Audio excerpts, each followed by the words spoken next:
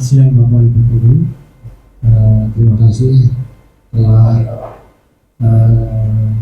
mengikuti undangan yang telah kami sampaikan untuk mengikuti diseminasi 7 jurus BK hebat pengibasan dari Ibu Reva. Nanti semoga apa yang disampaikan bisa jadi pembelajaran kita semua dan bisa mungkin dipraktekkan, karena sekarang kita mempunyai sedikit tugas tambahan hampir seperti guru BK, yaitu adalah guru wali. Jadi nanti Bu Reva akan menyampaikan tentang apa yang sudah diikuti BIMTEK Pasda BPGTK Jateng kemarin. Terima kasih, saya izin berdiri ya Bapak Ibu. Bismillahirrahmanirrahim. Assalamualaikum warahmatullahi wabarakatuh. Yang saya hormati Bapak Duta Mahendra selaku Wakil Kepala Sekolah Bidang Kurikulum. Yang saya hormati Bapak Ibu rekan SMP Negeri 1 Wonorejo. Puji syukur kehadirat Allah Subhanahu wa taala atas rahmat, nikmat serta izinnya sehingga siang hari ini kita bisa berkumpul di sini dengan agenda kegiatan mengikuti diseminasi 7 jurus BK hebat. Shalawat serta salam tak lupa kita aturkan kepada junjungan kita Nabi besar Muhammad Sallallahu Alaihi Wasallam yang kita tunggu syafaatnya.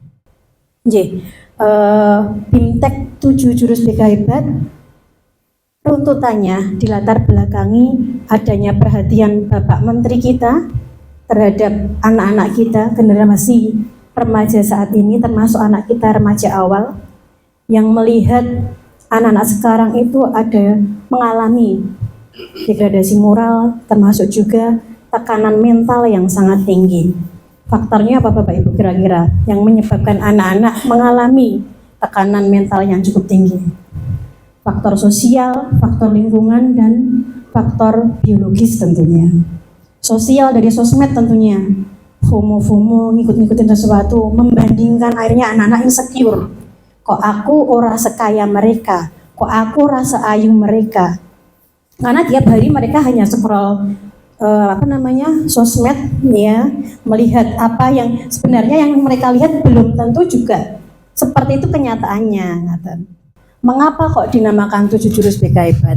7 jurus BK hebat merupakan bahan materi ajar pelatihan yang diberikan kepada guru kelas, guru SD, guru mata pelajaran, dan guru bimbingan konseling sebagai upaya peningkatan kompetensi guru agar dapat membimbing kepribadian akademik dan karir murid mencapai tumbuh kembang yang maksimal. Saya yakin nanti di 7 modul ini nanti panjenengan secara tidak langsung pernah memberikan itu ke anak-anak, baik ketika pembelajaran di kelas ataupun di lapangan. Saya yakin panjenengan guru hebat sudah teruji, jam terbangnya juga lebih dari saya. Nah, ini isinya Bapak Ibu, 7 jurus BK hebat tadi. Yang 1, kenali potensi. Kedua, kelola emosi. Ketiga, tumbuhkan resiliensi. Keempat, jaga konsistensi. Kelima, jalin koneksi. Keenam, bangun kolaborasi. Ketujuh, menata situasi. Yang 5 pertama itu kita berikan untuk siswa anak-anak. Sedangkan untuk yang bangun kolaborasi dan menata situasi itu untuk sistem di sekolah. Sebelum lanjut ke materi, kita senam-senam dulu. Monggo bisa berdiri, keluar dari kursinya dulu, bisa ke kiri atau ke kanan, silakan cari tempat yang longgar. Senam dulu Bapak Ibu.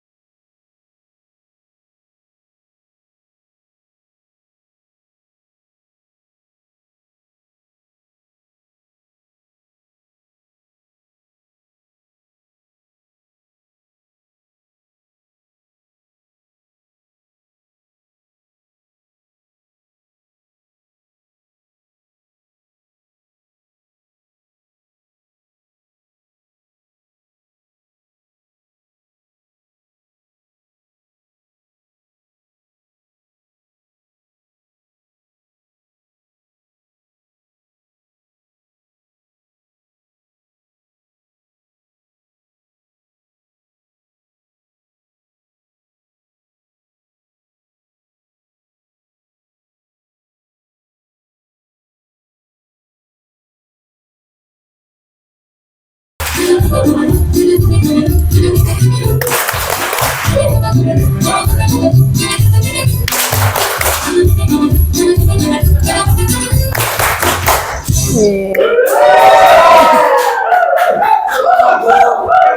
kasih. Tepuk tangan untuk kita semua. Oke. Oke. Kita masuk ke jurus pertama nih Bapak Ibu. Yang pertama kenali potensi. Capaian pembelajaran yang dicapai adalah guru BK dan guru non BK mampu membantu murid mengeksplorasi potensi, minat, dan bakat melalui teknik asesmen pendidikan. Keterampilan yang dikuasai adalah terampil menerapkan asesmen sederhana untuk mengakomodasi diferensiasi potensi minat dan bakat murid dalam pembelajaran dan orientasi karir. Satu aplikasi yang bisa membantu kita untuk mengetahui potensi minat anak atau mungkin gaya belajarnya anak-anak. Konsep kunci yang akan dipahami di dalam jurus kenali potensi. Yang pertama, kecerdasan majemuk atau multiple intelligence. Yang kedua, gaya belajar atau learning style. Yang terakhir, pengenalan minat dan bakat. Bapak Ibu ngasih tahu HP berkuota. Oke. Coba panjenengan masuk ke Google. Ketik aja di situ aku pintar. Terus di enter, nanti di situ akan keluar aku pintar mengetahui minat bakat, aku pintar gaya belajar, aku pintar kemampuan. Panjenengan search dulu, aku pintar tanpa spasi, aku pintar. Ya, panjenengan tarik ke bawah, yang tes kemampuan panjenengan klik coba. Nanti langsung ada hasilnya, panjenengan ikut yang kecerdasan mana berdasarkan analisis melalui aplikasi Aku Pintar. Screenshot saja nanti hasilnya Bu. Berapa persen di kecerdasan apa, berapa persen di kecerdasan apa, panjenengan screenshot hasilnya. Misal ada anak yang bingung nanti saya di SMA-nya mau ambil jurusan apa, bisa melalui Aku Pintar ini. Mau tahu minat bakatnya apa, bisa lewat sini. Jenis pekerjaan apa yang cocok, misalnya juga bisa melalui tes Aku Pintar.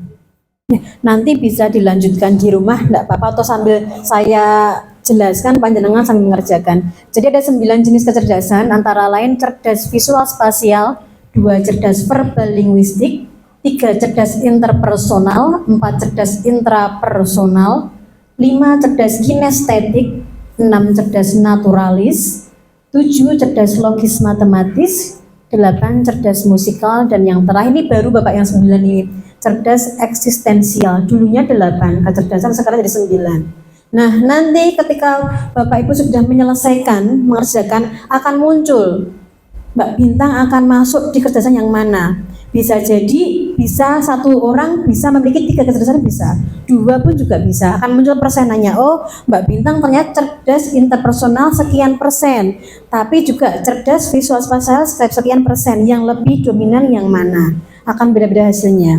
Nah, untuk anak-anak biasanya kita gunakan yang ini, Aku Pintar tapi yang mengenali gaya belajar. Aku Pintar mengenali gaya belajar.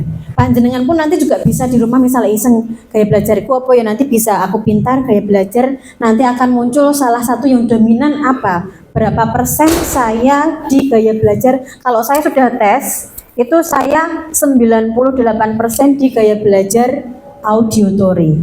Jadi saya lebih senang mendengarkan dibanding konmoco. Saya kalau baca tuh susah, nggak bisa masuk. Tapi kalau mendengarkan, dijelaskan itu saya lebih cepat masuknya. Nah, ketika kita di kelas mungkin menemukan atau melihat anak-anak yang kalau nulis tuh rapi, distabilo, dikasih gambar-gambar, itu kira-kira masuknya yang mana Bapak Ibu? Visual, betul. Anak visual tuh senengnya menulis, merangkum. Itu anak visual. Tertarik pada tampilan visual. Jadi kalau diterangkan Bapak Ibu guru pakai diagram, pakai mind map, itu dia cepat nangkepnya. Nah, yang gaya belajar kinestetik itu anak yang gaya belajarnya misal diungkon ngrungokke wis angel nangkepe, pemeneh kon maca, tapi lebih senang langsung praktek. Dijak praktek, yo praktek lah, yo mau malah mudeng. Nek mbok ceritane aku ra iso. Nek kon maca pemeneh misal disuruh praktek, misal Pak Gender membuat apa? Dicatat, oh bagian file terdiri dari ini. Orang mudeng ngerti, langsung buka komputer.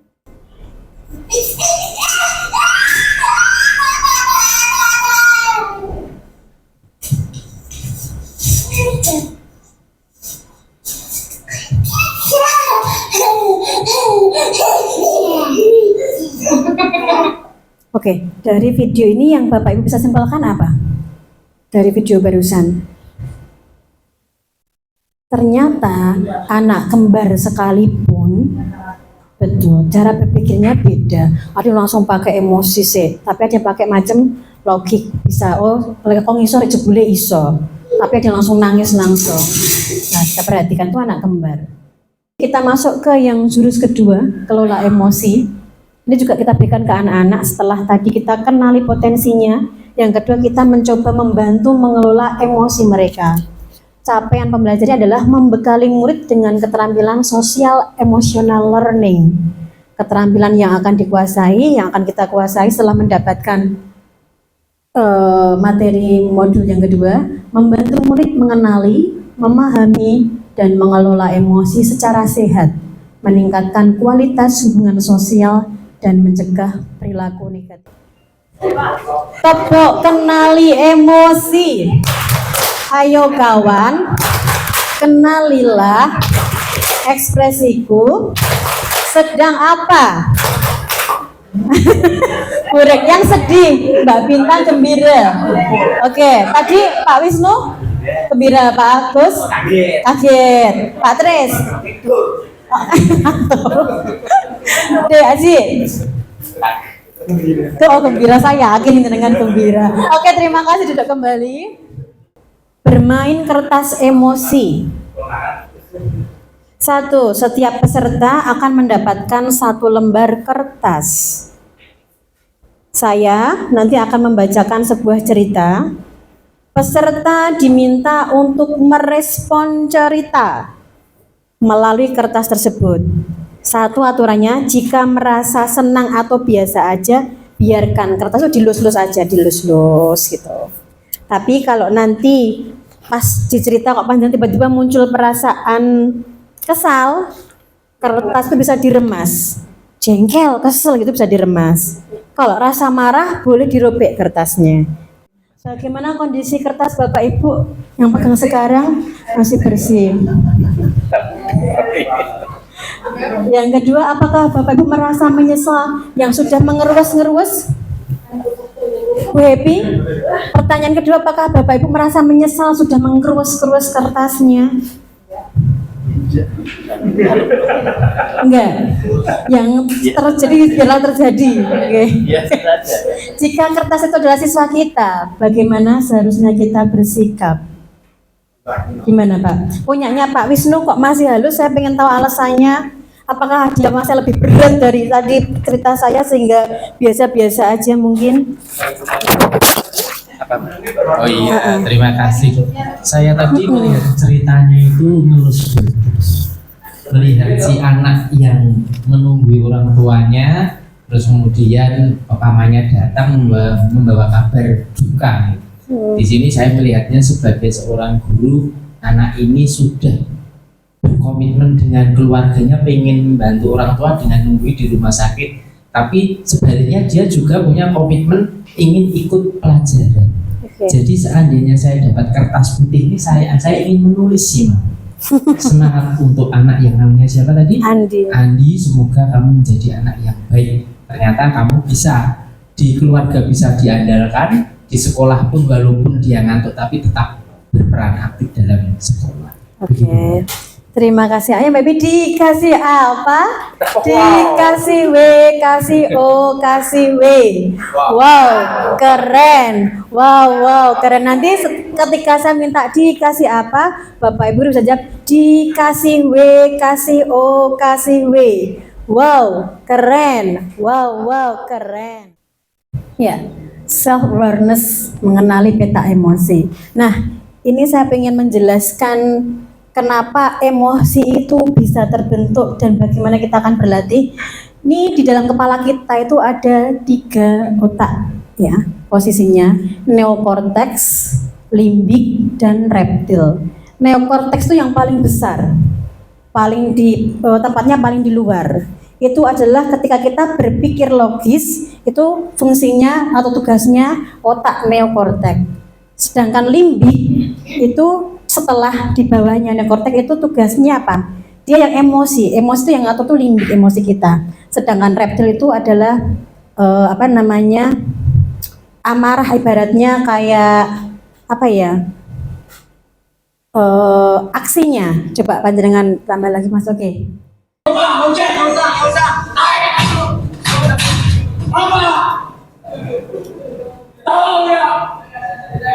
Ini bukan drama, bukan settingan, tapi benar-benar terjadi. Sudah ada yang pernah melihat tayangan ini, Bapak Ibu, Wira-wiri di Masuk TV di berita bulan-bulan lalu. Nah, ini contoh bagaimana ketika otak dikuasai oleh reptilian, otak dikuasai oleh otak reptilian. Dinosaurus ketemu dinosaurus. Siswanya nggak bisa menguasai emosi, gurunya juga ngeladeni. Salahnya kan di situ. Semoga kita bukan golongan guru yang seperti ini, J. Nah, apa yang bisa kita pahamkan ke anak ketika mereka emosinya muncul? Mengendalikan diri dengan rumus tanya, T-nya terima, tarik napas, jalan tadi. Inhale atau exhale? Inhale, Pak. Inhale, ya. Terima, jangan tolak emosinya, rasakan dulu. Kamu mau marah, rasakan dulu, tapi ditahan dulu. Kamu nangis, nggak apa-apa. Terima dulu, rasakan dulu, nanti dulu.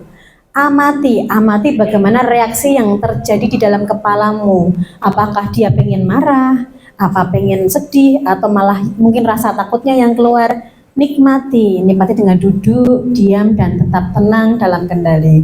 Kemudian yakini bahwa kamu lebih hebat dan lebih kuat daripada emosimu. Artinya bisa mengalahkan emosi. Dengan cara apa tadi?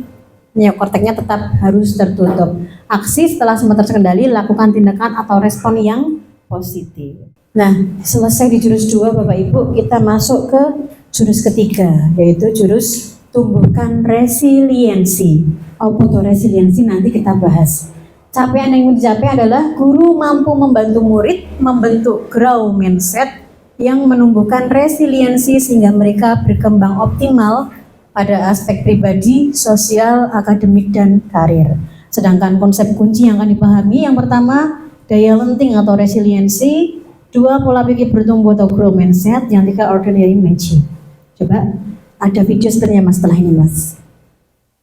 Keterampilan dulu, keterampilan yang dikuasai, keterampilan menumbuhkan daya lenting anak dalam menghadapi kesulitan, keterampilan mengajarkan pola pikir bertumbuh, keterampilan membantu anak bangkit dari kegagalan, atau keterampilan memberikan umpan balik. Seperti kita tahu bahwa saya yakin anak itu ada masa di mana mereka merasa down, entah dengan alasan apapun. Mungkin kita tidak tahu, di permukaan kita nggak melihatnya, tapi mereka sembunyikan di bawah. Nah, ini tugas kita Bapak Ibu, bagaimana kita menumbuhkan daya lenting mereka. Oke Mas, sudah lanjut. Nah, ini ada film. Nanti Bapak Ibu bisa menyimpulkan apa ya yang dimaksud dengan daya lenting atau resiliensi.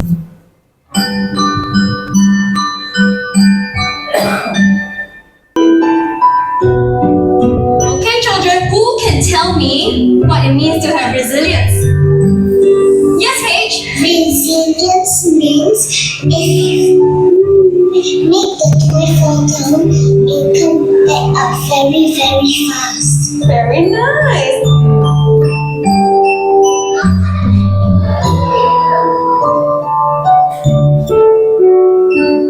Oke.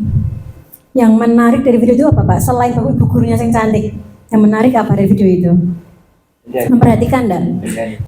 Bendanya. Itu kalau saya sebut namanya boneka roly-poly. Selain itu bendanya kenapa Pak Wisnu? Nah, bendanya itu kan dalam kalau saya lihat benda itu kan kena apapun, ditekan pakai apapun, dilempar pakai apapun, tapi dia bisa kembali normal dari hal-hal yang berbau benturan atau lemparan. Oke. Setidaknya kalau manusia bisa kembali normal dari sesuatu masalah, itu mungkin akan bisa seperti itu. Oke. Terima kasih Pak Wisnu. Nah, daya lenting adalah kemampuan untuk bangkit kembali setelah menghadapi kesulitan. bukan sekedar tidak menyerah, tetapi juga kemampuan untuk beradaptasi, belajar, dan terus berkembang. Itu resiliensi. Ini yang PR besar kita untuk anak-anak. Nah, saya kemarin paling seneng di materi yang ini, Bapak Ibu. Jadi bagaimana kita mengolah kata, sama-sama ngandani bocah tapi ada seninya gitu. Dikenalkan dengan umpan balik model burger. Kenapa model burger? Kalau kita bayangkan model burger itu ada 2 roti ya, bagian atas dan bagian bawah, sedangkan tengahnya mungkin ada hamnya, selada atau sayur-sayuran. Nah, kita ibaratkan bun yang pertama, roti pertama itu diawali oleh apresiasi. Kita mengapresiasi anak dulu, baru di tengahnya kita kasih koreksi. Yang ketiga, kembali dikasih apresiasi.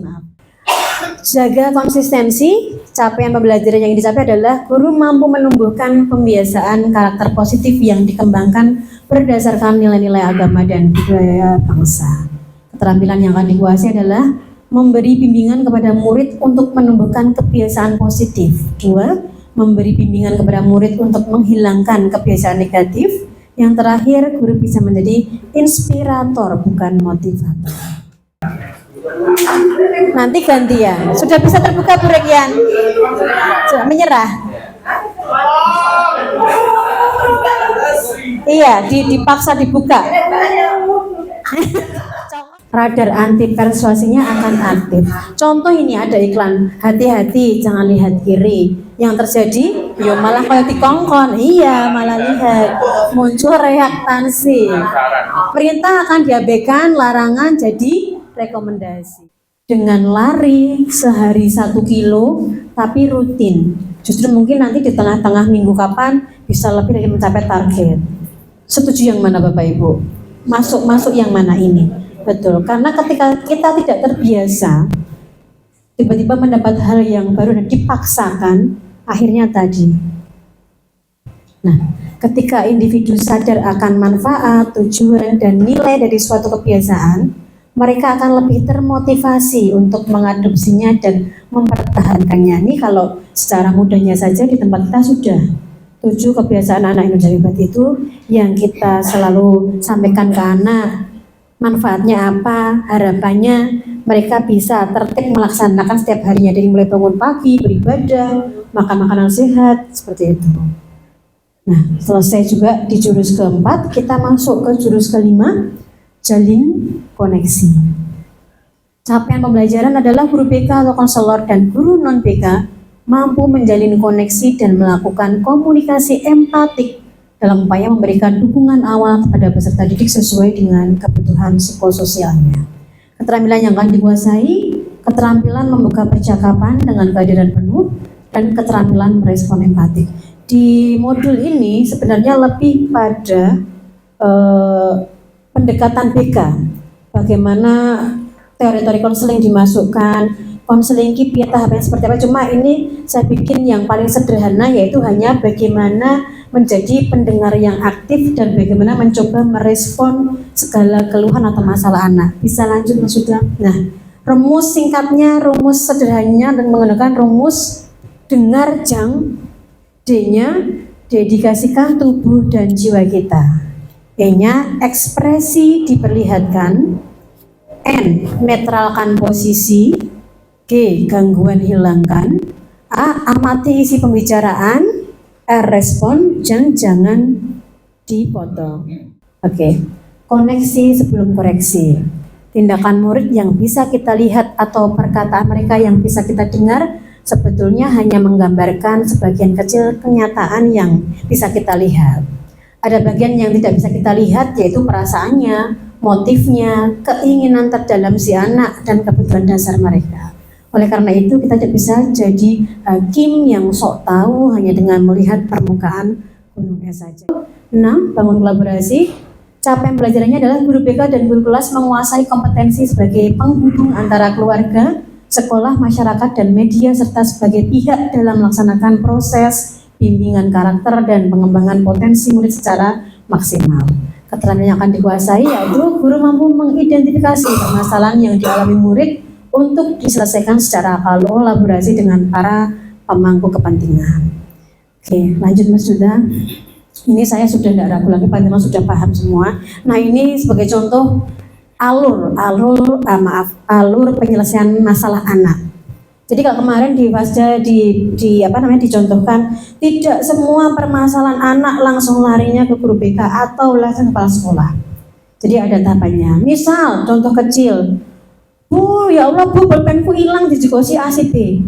Tidak langsung ke BK. Kalau selama wali kelas bisa menangani, silahkan ditangani wali kelas dulu. Itu karena masuknya masalah yang ringan. Tapi kalau sedang, boleh silahkan nanti baru ke Pak Kepala Sekolah. Kalau kita tidak mampu menyelesaikan, harus ada pihak yang lain, kita kerjasama dengan misal PPA atau puskesmas bisa. Itu namanya referral. Jadi lanjut.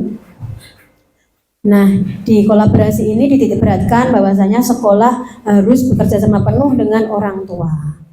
Nah, ini yang terakhir, sudah jurus terakhir Bapak Ibu. Saya yakin yang kolaborasi tadi panjenengan sudah sangat handal melakukannya, sudah sering banget kerjasama dengan beberapa pihak, kemudian juga sama-sama satu rumpun misalnya. Ini yang menata situasi ini lebih pada sistem sekolah, capaian pembelajaran, guru mampu mengoptimalkan peran seluruh ekosistem sekolah dalam menciptakan iklim sekolah yang aman, nyaman, dan menggembirakan. Keterampilan yang akan dikuasai, mengenali ancaman, kerentanan, dan kapasitas untuk pengurangan resiko dalam membangun lingkungan belajar yang aman, nyaman, dan menggembirakan. Ya. Ini ada yang disebut sekolah itu sekolah yang aman, nyaman, ramah anak. Kalau dulu ketika pas Pak Udi ada tulisan 3 dosa besar termasuk di sini Bapak Ibu. Aspek pendidik yang aman merupakan perwujudan lingkungan belajar yang bebas dari kekerasan fisik, psikis, perundungan, seksual, diskriminasi, dan intoleransi kebijakan yang mengandung kekerasan. Tugas saya untuk memberikan pengimbasan dari apa yang saya peroleh selama Fasda Bimtek BK kemarin sudah saya sampaikan ke Bapak Ibu, meskipun tidak secara utuh menyeluruh karena memang tidak bisa sehari jadi Bapak Ibu. Saya saja yang 7 ini membutuhkan waktu 4 hari, itu belum selesai sebenarnya, belum optimal maksud saya. Jadi nanti silahkan apa yang saya sampaikan tadi Bapak Ibu bisa aplikasikan, bisa coba demi kebaikan sekolah kita, demi mengoptimalkan potensi dan perkembangan siswa didik kita. Nanti Bapak Ibu, jika ada salah saya mohon maaf. Bukan berarti saya lebih tahu, lebih pintar dari panjenengan, hanya saja posisi saya lebih mendapat ini lebih dulu, kesempatan lebih dulu untuk belajar tentang 7 jurus BK Hebat. Terima kasih. Wassalamualaikum warahmatullahi wabarakatuh.